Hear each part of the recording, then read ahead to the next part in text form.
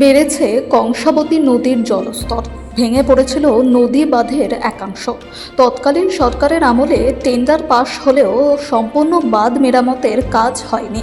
নতুন সরকারের আমলে নতুন করে শুরু হয় বাঁধ মেরামতের কাজ। গত বছর বন্যায় পাঁশকুড়ার ঘোলমাগুড়ি এলাকায় ধস নেমেছিল নদী বাঁধে, ফলে ফাটল ধরে রাস্তার অর্ধেক ধসে পড়ে নদীতে তলিয়ে যায় বাঁধের একাংশ।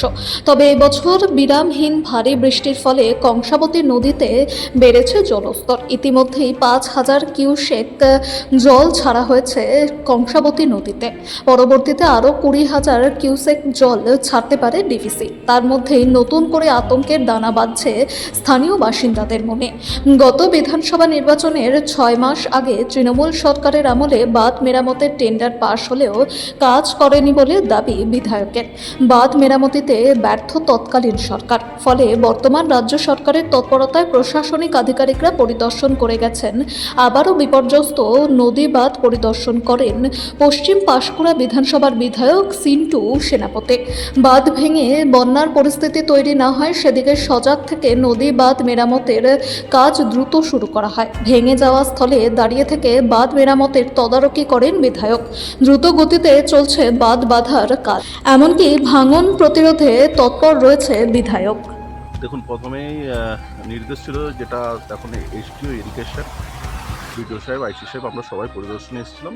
5,000 কিউসেক জল ছাড়ার যে আমাদের কাছে সূচনা এসেছিল, তার উপরে নদীর বাঁধের যা পরিস্থিতি ছিল সেটাতে দ্রুত মেরামত করার জন্য বলা হয়েছিল। তার কাজও চলছে, কিন্তু সমস্যা একটা জায়গায় আছে, আপনারা জানেন। আবারও সমালোচনা হয়তো বলবেন, 4 তারিখ সরকার চেঞ্জ হয়েছে, কিন্তু সরকারের সঙ্গে কিছু কন্ট্রাক্টর, কিছু আধিকারিকের মনোভাব চেঞ্জ হয়নি। এইখানে যে বাঁধ মেরামতির কাজ আজ থেকে 6 মাস আগে কাজ পেয়ে গেছে, জানুয়ারি, ফেব্রুয়ারি, মার্চ, এপ্রিলের আগে কাজ পেয়েছে।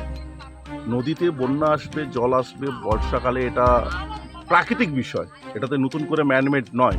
তারপরেও এখনো পর্যন্ত টেন্ডার হওয়ার পরেও কাজের গতি প্রকৃতি কেন অগ্রগতি হয়নি, সেটা একটা ভাবনার বিষয়। আজকে আমাদের সংগঠনের তরফ থেকে এবং সরকারের তরফ থেকে যে এজেন্সি আছে, সেই এজেন্সিকেও প্রেশার দেওয়া হয়েছে যাতে অ্যাজ সুন অ্যাজ পসিবল, খুব তাড়াতাড়ি দ্রুততার সঙ্গে কাজ কমপ্লিট করে, যাতে কোনো রকম অঘটন না ঘটে।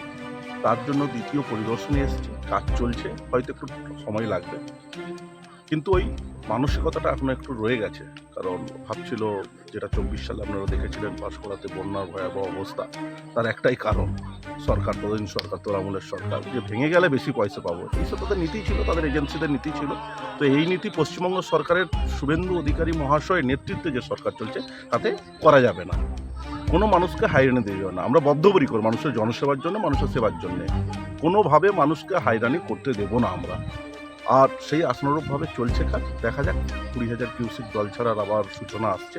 আমরা আছি, সরকারি অফিসাররাও আছে, যতটা পারছি এজেন্সিকে, সংগঠনকে সবচেয়ে কাজে লাগিয়ে দ্রুততার সঙ্গে কাজ হয়, সেটারই প্রচেষ্টা।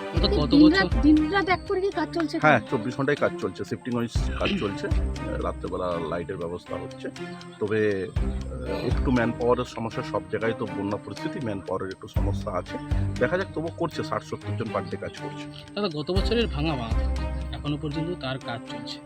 আর সেটাই তো বললাম, আমি আগেই বললাম, 4 তারিখ সরকার পরিবর্তন হয়েছে, কিন্তু তার আগে তো তৃণমূলের সরকার ছিল, তোলামূলের সরকার ছিল। টেন্ডার হয়েছে 6 মাস আগে, কাজ পেয়েছে 6 মাস আগে, কাজটা হয়নি কেন? তার এজেন্সি জবাব দেবে। বন্যার পরেও এজেন্সি জবাব দেবে কেন কাজ হয়নি, কিসের জন্য হয়নি, কি কারণে হয়নি, কি জটিলতা ছিল। কাজ তো পরশুদিন থেকে শুরু হয়েছে, আমরা পরিদর্শনের পর আমরা নির্দেশ দেওয়ার পর কেন হয়নি সেটা যাকে জিজ্ঞাসা করবো, অবভিয়াসলি জিজ্ঞাসা করবো। মুখে তো জিজ্ঞাসা করা হবে না, ওনাকে ওনার শিডিউল চেয়ে পাঠানো হবে, ওয়ার্ক অর্ডার চেয়ে পাঠানো হবে, তারপর উনি লিখিত দেবেন। কিন্তু এখন তো আমাকে মানুষকে বাঁচাতে হবে বন্যার হাত থেকে, তো সেটা করছে বর্তমানে।